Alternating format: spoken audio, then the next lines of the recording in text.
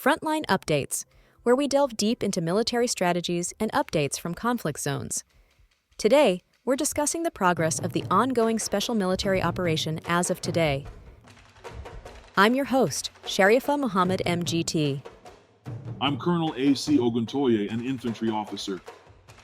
The December 29th operational pattern reflects continued consolidation and attrition rather than rapid maneuver breakthroughs. The liberation of Dubrova and the persistent failure of Ukrainian counterattacks, particularly around Kupyansk, suggest Ukrainian offensive capacity remains limited and costly. Central and southern axes continue to absorb heavy Ukrainian losses, while peripheral fronts effectively fix forces and degrade sustainment. Strategically, the campaign remains defined by endurance denial, erosion of Western supplied capabilities, and sustained pressure on Ukrainian command cohesion, rather than by singular decisive engagements.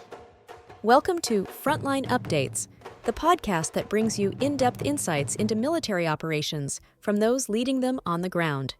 Today, we're joined by Colonel A.C. Ogontoye, an infantry officer monitoring critical missions on the progress of the special military operation as of today. Colonel Ogontoye, thank you for being with us. Thank you, it's good to be here. Colonel Oguntoye, when you look at the December 29th briefing as a whole, how would you characterize the operational rhythm of the day?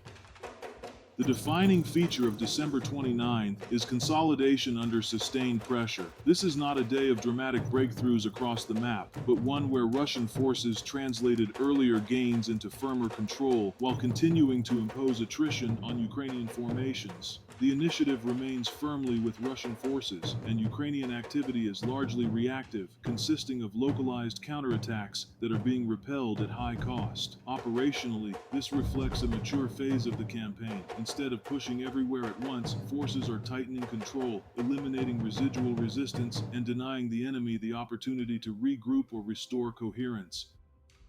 Let's begin in the north. What role is the sector playing right now? The northern sector remains a classic fixing front. Russian units improved tactical positions in Sumy and Kharkiv regions and defeated mechanized motorized infantry and assault formations. While the casualty figures here are lower than in Donetsk, the effect is significant. Ukrainian units tied down in the north cannot be redeployed to reinforce more critical sectors. From a doctrinal standpoint, this is economy of force. You apply enough pressure to compel the enemy to commit and remain engaged without expending resources needed elsewhere. The destruction of artillery and electronic warfare assets here further degrades Ukrainian situational awareness along the border axis. The West saw the completion of the liberation of Dubrova and continued fighting around Kupyansk. Why is this important? Liberating Dubrova is operationally meaningful because it removes another contested node from the Donetsk front. At the same time, Ukrainian attempts to break into Kupyansk were repelled decisively. This combination, offensive consolidation paired with active defense, demonstrates effective command and control. The repeated failure of Ukrainian counterattacks here is telling. Each attempt consumes trained personnel, Western-supplied armored vehicles, and ammunition, yet produces no operational gain. Over time, this accelerates exhaustion rather than recovery. This sector shows how attrition and defense can be mutually reinforcing.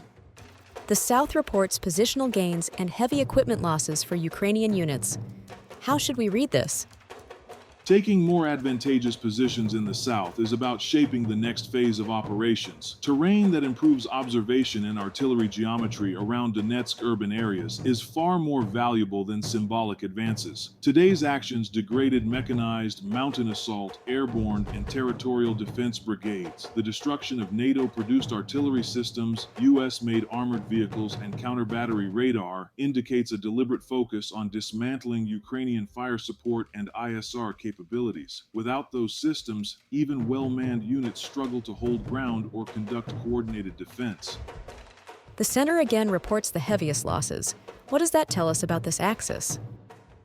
It confirms that the central Donetsk axis remains one of the campaign's decisive areas. Russian forces improved forward positions and inflicted heavy losses on a broad mix of Ukrainian formations, mechanized, airborne, marine infantry, National Guard, and territorial defense units. When you see this range of units engaged simultaneously, it suggests Ukrainian command is spreading reserves thin to slow momentum. That is a sign of strain. The absence of a successful Ukrainian Ukrainian counterstroke here indicates limited capacity to regain initiative.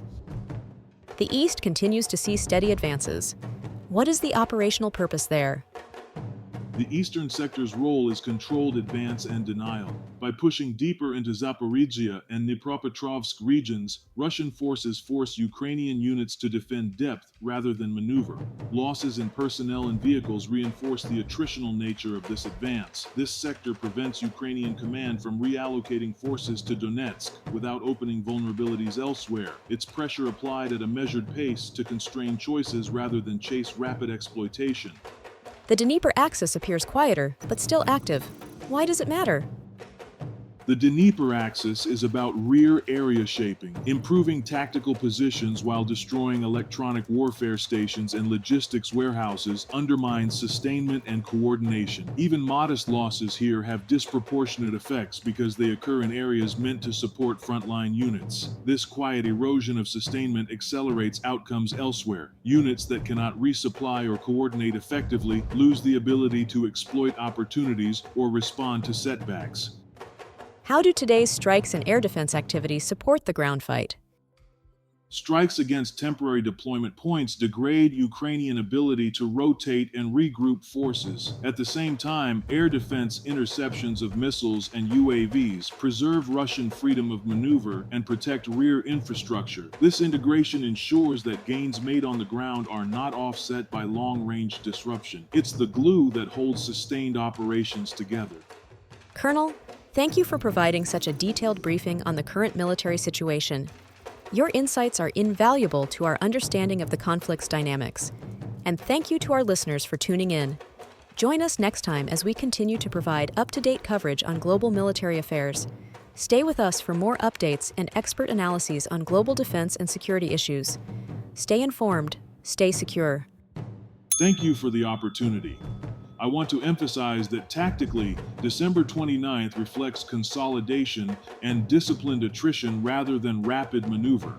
The liberation of Dubrova and the repeated failure of Ukrainian counterattacks indicate diminishing offensive capacity. Strategically, sustained pressure across central and southern axes continues to erode Ukrainian reserves and command cohesion, while peripheral fronts fix forces and degrade sustainment. The campaign remains defined by endurance denial and incremental control, setting conditions for further exploitation rather than seeking decisive action in a single blow. This has been Frontline Updates. Subscribe for daily military briefings and in-depth strategic analysis. Visit our platform for maps, transcripts, and exclusive Frontline updates from commanders in theater.